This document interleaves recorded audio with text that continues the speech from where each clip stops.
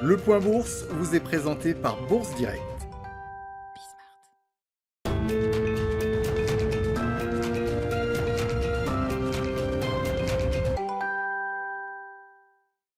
Le CAC 40 finit finalement la séance à l'équilibre ou presque. L'indice parisien gagne 0,06% ce soir à 6169 points. Sur la semaine, le CAC 40 qui gagne un peu plus de 1%. On notera que depuis le 1er janvier, l'indice parisien gagne en revanche un peu plus de 11%.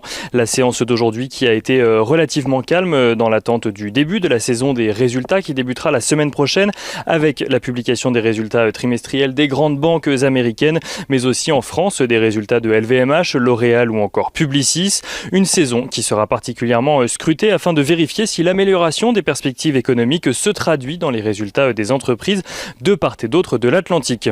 En attendant, la séance d'aujourd'hui a évolué dans le vert sur le marché parisien durant toute la matinée, malgré des volumes d'échanges relativement faibles.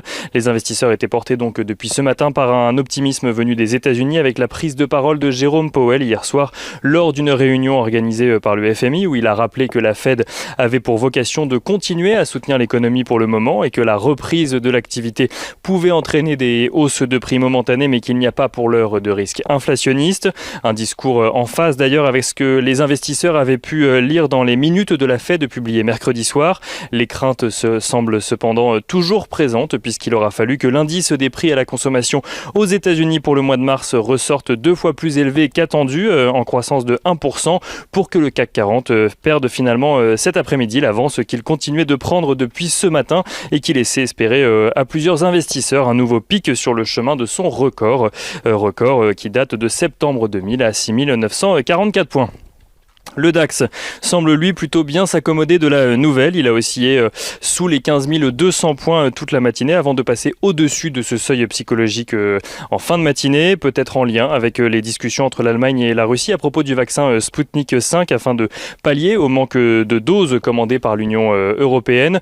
Une commande qui, si elle a lieu, sera faite avec l'aval de l'Agence européenne du médicament, précise le gouvernement allemand. Et en Allemagne, justement, on notera que la production industrielle recule de 1,6% en février par rapport au mois de janvier.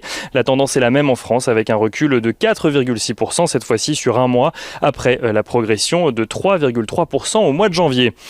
Du côté des valeurs à suivre à présent à la Bourse de Paris aujourd'hui et donc ce soir, on notera tout d'abord que Airbus a annoncé ce matin avoir livré 72 avions commerciaux en mars à 34 clients. L'avionneur a également constaté 28 nouvelles commandes enregistrées. Sur le premier trimestre, donc Airbus a livré un total de 125 avions à 44 clients, ce qui lui a permis d'être la plus forte hausse du CAC 40 une partie de la journée avant de clôturer ce soir en très légère hausse, plus 0,3% donc pour Airbus ce soir.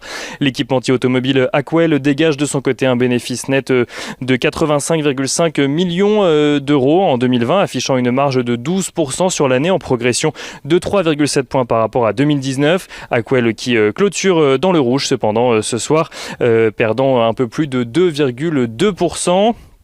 Ruby, l'entreprise spécialisée dans le stockage de produits liquides industriels, annonce de son côté la suspension temporaire de son programme de rachat d'actions, un programme qui visait à réduire le capital social de l'entreprise, donc un programme mis en pause alors que l'entreprise a déjà récupéré un peu plus de 2,5% de son capital social.